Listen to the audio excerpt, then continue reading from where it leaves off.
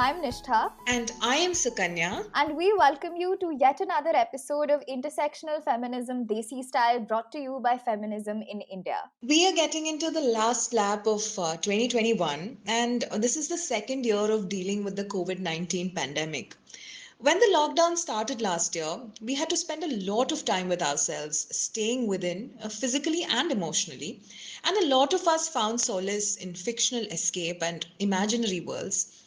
We turn to literature for relief, relatability, and reference. And I think we heard the word dystopian a lot more in the course of the last 2 years. And we also simultaneously referred to a lot of dystopian fiction to sort of seek comfort, some kind of comfort in the kind of predictive assurance that dystopian fiction offers, if I could say so. So, be it Albert Camus' The Plague, or be it George Orwell's 1984, or be it Margaret Atwood's Handmaid's Tale, or in the Indian scenario, be it Prayag Akbar's Leela, lot of references to dystopian fictional worlds were made, and they have become very common, a lot more common in our literary conversations in terms of understanding how human beings respond to a crisis and how the state deploys surveillance in such situations. So, books and stories and conversations about literature have held us together and helped us cope in a massive way. In today's episode, we will be discussing about the importance of reading and books and why it is imperative for more women to tell stories and how stories always sustain us because we're all stories in the end. And joining us on today's episode is a personal hero for so many of us. We have with us today Urvashi Butalia, who's a feminist writer, publisher, and activist. She's known for her work in the women's movement of India, as well as for authoring books such as The Other Side of Silence, Voices from the Partition of India, and Speaking Peace, Women's Voices from Kashmir. She co founded Kali for Women, India's first feminist publishing house, in 1984. In 2003, she founded Zubaan Books. In 2011, she was awarded the Padma Shri for her work in literature and education. We are beyond honored to have you with us today, Urvashi. Well, I'm delighted to be here and to be talking to both of you, Sukanya and Nisha. Thank you. So, Urvashi, let's dive right into the conversation. In 1984, you established Kali for Women, and it was India's first exclusively feminist publishing house. So, I want to ask you, at what point in your life did you decide that your life's work must be centered on writing, publishing, and also, especially with a focus on gender and with a focus on opening up these spaces of writing and publishing and storytelling for women? I don't know if I can pinpoint a particular moment, but I come from a writing family.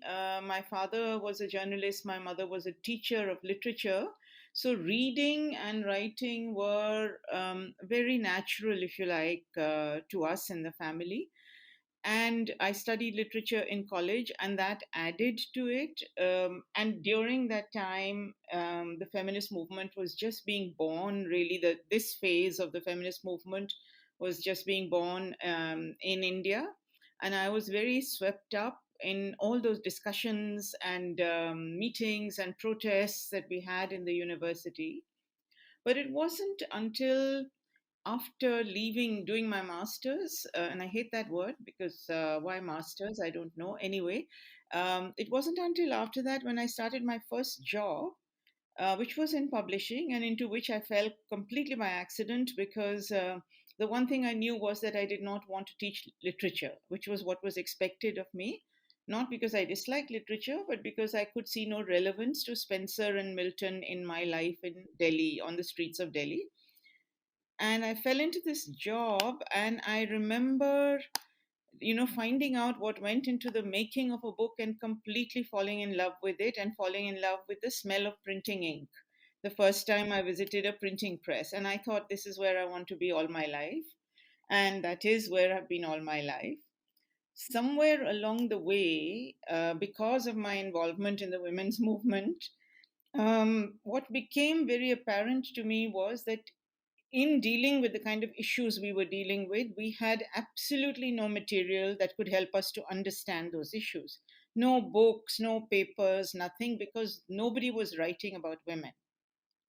And so somehow the two things, my professional interest and my political commitment, came together, and that was what gave rise to Kali in 1984. So you mentioned right now that you actually, so we wanted to ask you about where your foray with writing began, and clearly it's something that's been around you forever. So I'm going to actually ask you, you said that there was a lot of this realization that came in through the activism that you were doing while you were still in college or while you were doing your quote unquote masters. So just can you tell us a little bit more about what the feminist movement was like and how you've seen it shift decades from then to what you see sort of is now developing as a new, I don't know if I can call it a new feminist movement, but definitely what we see around us right now. What do you think is a major shift, and what was it like when you were starting out? Yeah, well, I don't know if there's a major shift, but certainly things are different. And I remember, part of the time these days I also teach. And I remember one of my students saying to me very anxiously that she wanted to get involved in the movement, but she didn't know how. For us, it was never a question. There were things that we were fighting, and there was protest on the streets, and we were organizing those protests, we were joining them. It was actually the most exciting, the most exhilarating, sometimes dangerous thing, because we also got attacked by the police, we got beaten up by the police, all those kinds of things also happened.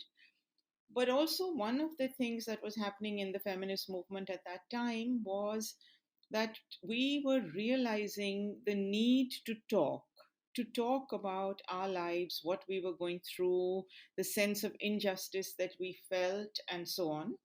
And so these sessions, which came to acquire this terrible name of sometimes consciousness raising, sometimes something else, I don't know. We would meet a lot of the time to talk, and just the sense of being able to speak in a place where there were people who understood you, and you could say the things that were most intimate to you, which you might not have had the courage to speak out ever before. That was also very empowering. And there were a lot of deep friendships that were formed at the time, which are still around. And so I think that we were very lucky in that. And to go back to your question of um, writing, one of the things that we realized early on in the movement was that it was very important to write about the issues we were addressing. It was very important to record things. It was very important to report to each other. So you could write something and send it to Bombay, or some Bombay people could write something and send it elsewhere. And so we would be sharing our knowledge. So that's how really I began properly writing. I mean, I wrote like for school magazines and things earlier, but really writing for the movement, as part of the movement, from within the movement, that all started then. And I should also mention that the 70s, which is when I was in university, were also a time of great political ferment in India. It was like the impact of independence and the euphoria had worn off, the reality had set in. We had the report on the status of women telling us very unpleasant things. So, and there was the Naxalbari movement and everything. So it was the women's movement was part of that great churning that was happening in our universities at that time. Urvashi, speaking about political turmoil, we're also at a political crossroad of sorts in our country right now, where freedom of the press is being choked and expression of opinions, particularly critical expression and dissent, come with a very huge cost. And for women, this is, of course, doubly expensive, the stakes being higher and the consequences more threatening. So it is against this political climate that you run a publishing house like Zubaan Books, which is an independent publishing house on, for, by, and about women in South Asia. So what I want to ask you is, what sort of keeps you fearless, and what are the challenges of running an independent publishing house in this world? Yeah, so Kanya, well, I think there are many challenges, but First and foremost, I have a fantastic team that I work with or that works with me on, and we work together to run this publishing house. And we are all sort of deeply committed to what we are doing. This is not to say that we don't feel concern or fear about what might happen because of the content of what we are publishing. But the thing is that we also publish a range of books. So the mix, in some ways, perhaps, I don't know, allows us to continue to work.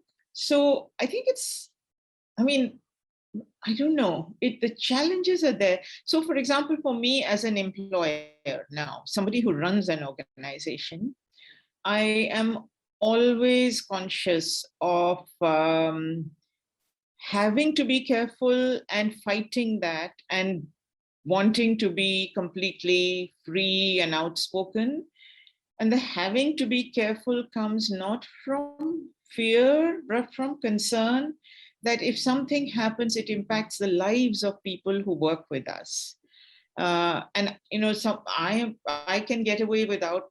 I mean, I'm at a stage in my life where I have earned enough to survive, but there are people who work whose very survival depends on the jobs they have. So somehow the considerations become a bit different. Um, Basically you're committed to the freedom of speech, you're committed to the freedom of expression, but they're never only inhabiting a pure field without other context. So because you asked for the challenges, that is definitely one of the challenges for us. The other challenges are, yes, the content we bring out may be subversive, it often is, but also how do we bring it out? What are the practices we follow? What are the things we internally follow? Are we egalitarian? Are we truly feminist in our functioning? Are we truly diverse? Do these things like inclusion, diversity have any meaning, in the people we employ, the way we work? That is a constant learning process. So that's another challenge. And definitely for somebody like me, who is of a completely different generation from the younger people who are working with me. So that's another challenge. How do the received wisdom that I carry with me, how do I unlearn that and listen to what is happening in the world around today and take that on board? So the challenges, and I see all of these as political challenges, as challenges to the enabling of free speech. So when you talk about free speech, you talk only about content, but I want to look beyond that to look at all the other things that create the mahal, if you like, in which free speech is possible. I'm not sure if that answers your question, but No, it really does, I think. And I think Sukanya and I also relate because we are also in some way involved with feminist media. So a lot of what you spoke about wanting to be more vocal about the things that we feel strongly about, wanting to not measure everything that we want to say, especially when, like, and again, indulge me a little bit as I talk about a personal thing, but say social media, for instance. For me, it's like I have to think 10 times before I put anything out there, because suddenly there is not just the responsibility of being a young woman putting her life on the internet. You also sort of have the responsibility of the organization that you're with. You immediately get your work gets associated. It's just private circles, and this is something Sukanya and I talk about very often, is that the personal has suddenly become so private, so public, that so public, yeah. it's become so public that one does think. But I mean, I guess there's a flip side to everything, is also that the fact that the internet is so pervasive now, the fact that there is so much more visibility for voices is also good in a way, I guess. Like, you're not fighting through this. So here again is another fangirl question coming up. You have been working for so many years. There have been so many stories that you must have interacted with, felt, heard. If I were to ask you, and I am well aware that this is a frustrating question, but if I were to ask you about one story, if you can narrate for us, that has really stayed with you for or one story, or the first story that popped into your head when I even said this question? What would that story be? I resolutely argue against such questions because not only as you said, have I heard, lived, seen amazing stories of women and of some trans women who have been close friends of mine, which actually are, some people often ask that, isn't there feminist burnout? Don't you get tired? And my sense is that it is these stories that keep you alive, that certainly keep me alive, because what they tell me is that in the heart of every woman, no matter what her class or caste or whatever, is a fierce desire to change her life. And given half a chance, she will do amazing stuff to do it. So there isn't one story really. And the kind of question that, I know you don't intend that, but when people say, tell me your 10 favorite things, I always resist that. And also as a publisher, I love every story we publish. So, but I will tell you two stories, not one, and I'll try to keep them brief. Both have to do with books we publish. So the first one is the story of a collective of women in Rajasthan who came to us when we were still Kali many years ago, and who brought us a book which they had made by hand in workshops as part of a development program called the Women's Development Program. And the book was called Sharir Ki Jankari. And it was a book of wonderful drawings and text about the woman's body and how it changes from birth to old age, all the way through to old age. In the book, and they walked into our office one winter afternoon, 4 women in their lehenga cholis and 3 Delhi activists who we knew, carrying 2 handmade copies of this book covered in plastic and sealed with a candle, flame of a candle. And they told us this wonderful story of how they had made this book. And when they tested it in the village, people laughed at them and said, this can't be realistic because you never see a naked person in a village. And the story had naked bodies of men and women.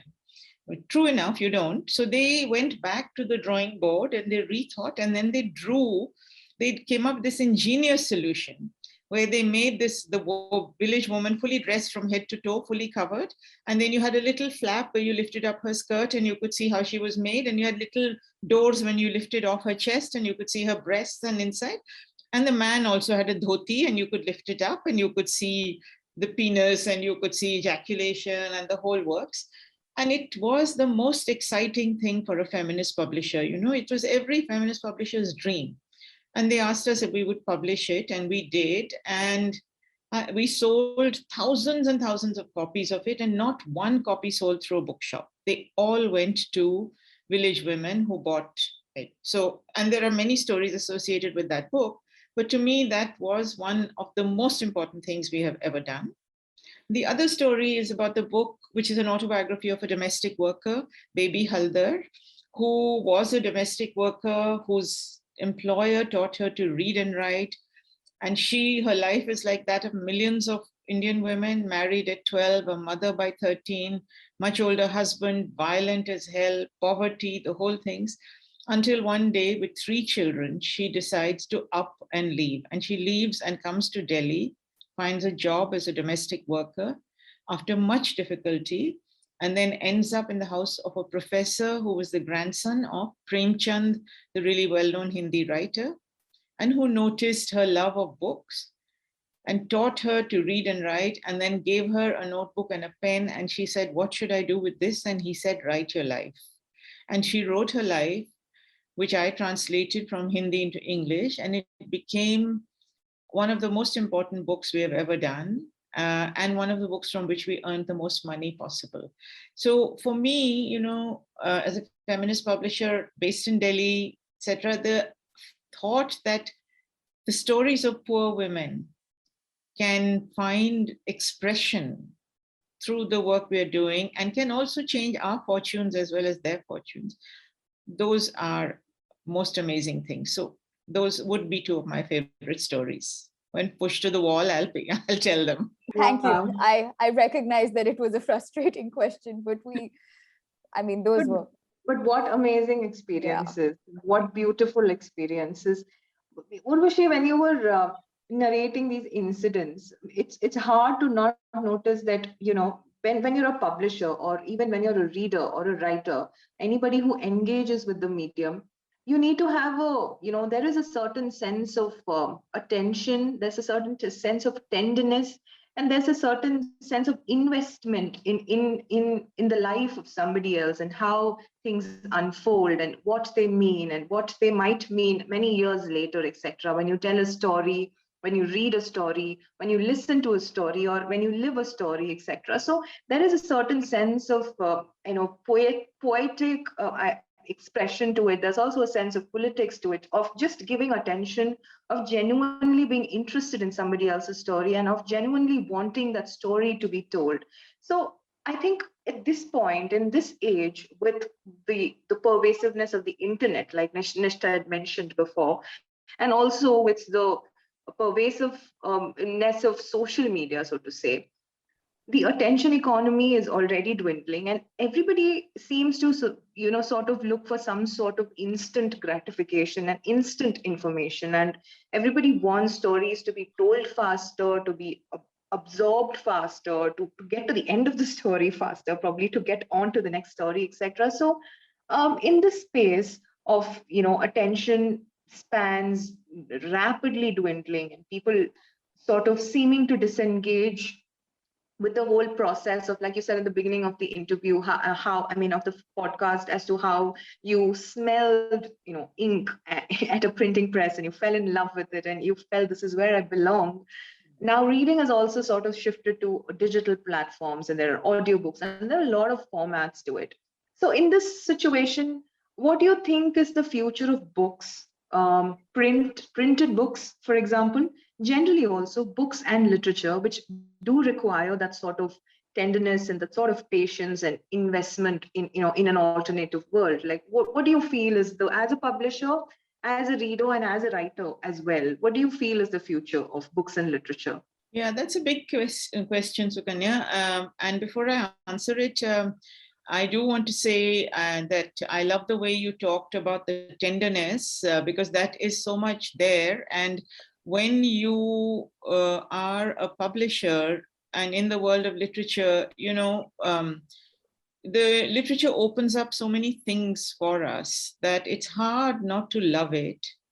But when you're in the world of feminist literature, the relationship you have with the work and the writer is of a very different order altogether, because you are in the same battle, in the same collectivity, and you recognize the emotions, you recognize the tensions, you recognize the battles, and there is a way in which the relationship you build is much more intimate, much deeper, and can often also be frustrating because it keeps us sort of the battle between a professional relationship and a personal, political, connected relationship. Those things then start to interfere sometimes with the so-called professional functioning of a publishing house. But I have to say, I wouldn't have it any other way. But your question that you led up to about the future of books, so, none of us really knows what's going to happen. And publishers have been concerned about the future of books for as long as I have been in publishing, and longer. And I've been in this profession now 40 years almost, or more. But books, they have taken a back seat, but they haven't really disappeared. They might well disappear. I don't know, because you're right to point to the fact that people are reading, their reading patterns have changed. Concentration time is less. People want to read shorter material. But I take heart from the fact that at least people still want to read.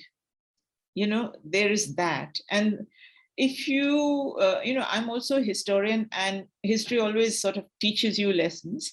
If you look at the history of publishing, there was a time when paper came into publishing around the 18th or 19th century, as recently as that, even though it was around in China and Egypt from much before, but it came into mainstream publishing, Europe, and then elsewhere in the world. And people were fully suspicious of it. What is this material? It's going to change the nature of books. There will be impermanence, etc., etc. And they would use paper for rough manuscripts, and then do the actual manuscripts on vellum or on palm leaf and that kind of thing, which themselves were developments from iron and stone.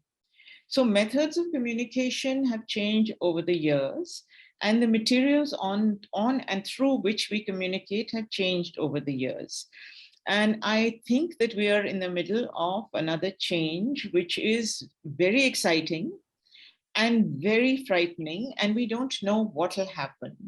So publishers, we love to cling on to books. There's nothing for me like reading a real book. I read on the net, but if I read a book, my God, that sense of holding it is quite something else. But I'm also quite prepared for that to slowly disappear and be replaced by something else. And I think we'll have to adjust to that, just the way the film industry has, just the way music has. So people haven't stopped listening to music, they just listen differently. And I think that's what's going to happen to us. We are slower to adjust because it's a very under-resourced profession. It's not rich. And therefore, you have to see how to negotiate all of this. But I think it'll come.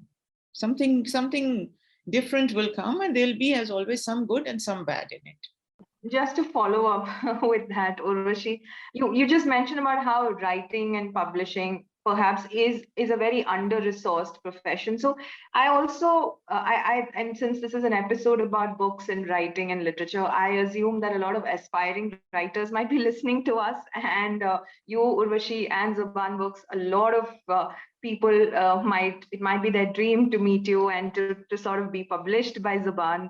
And so many people out there might be inspired by the work that Zubaan does and that you do and have done in the past. So I just want to ask you, if there is that one aspiring young writer who's listening to this podcast, who dreams of holding their own paperback and smelling it, like you just said, what is the one thing that you would ask them?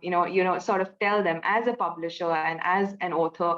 What is the one thing that you would tell them to hold on to, to sort of take them ahead in their publishing journey and their aspirations of writing, etc.? I would say that don't offer to talk to a publisher about your book. Write it, because very often people talk and there's no way that we can tell from a conversation whether you are actually a writer or not. So write it, keep writing, be prepared to rework your writing endless numbers of times, because at the end of it, you will only have something much better than when you first started. And also read, and look at writing as an evolving thing. You will not have the perfect book the first time. But if you have something, the next one will be better, and the next one will be better. And it needs application, it needs hard work, it needs thought, it needs your brain. You can't just conjure a book up out of nothing. So I'd say just take it as seriously as you would anything else. I think in spirit of giving advice to whoever is listening to this, the one thing that has really stayed with me that you talked about also is how there is such a thing as feminist burnout, and there is such a thing as, when you wake up and you read the news and there are stories and countless number of stories of atrocities and violence and just even things being unfair, even your favorite author waking up and saying something that's trans exclusionary, and that sort of takes away from the sense of the comfort that you got from the books that said author would have written. I'd also like to ask you for some advice as a young feminist.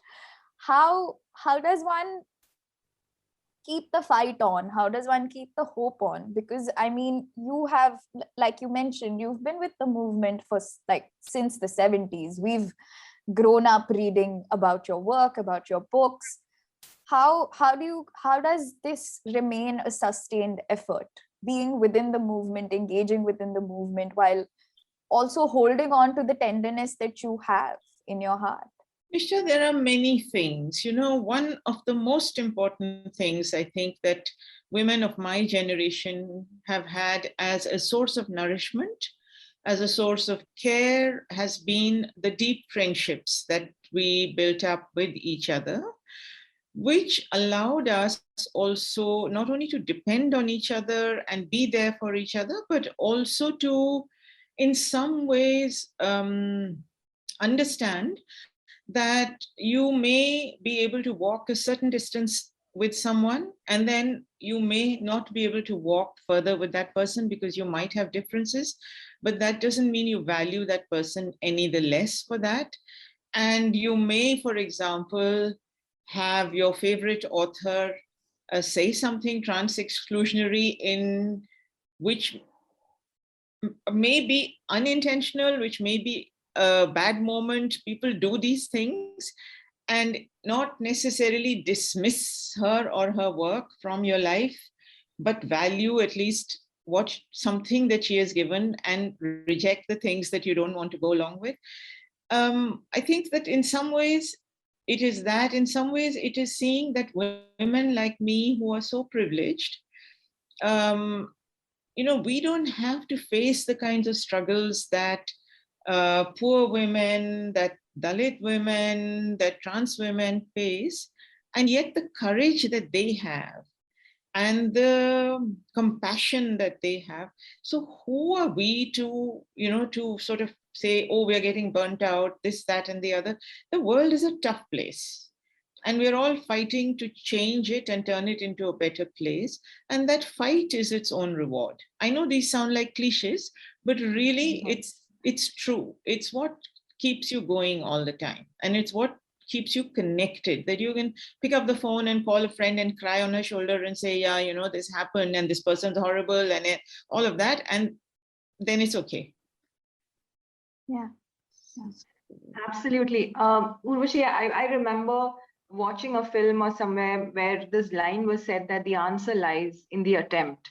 And you just said that the fight is its own reward, which is probably the best thing that I would take away from this podcast, because it clearly, we're three feminists from different generations engaging in this podcast about some common topics. And you spoke about received wisdom at some point in the podcast, and how you prefer to look at stories, see what it adds to the to the larger narrative, what it adds to your personal space, and then reject what doesn't add up. And in this whole age of let's say cancel culture and very very abusive cyber trolling and not holding space, I think this is something that is very very comforting to hear. And more so because it comes from a feminist, from an author, from a publisher who's had so many years of engagement and experience in all these fields. So it's really been an honor, Urvashi, listening to you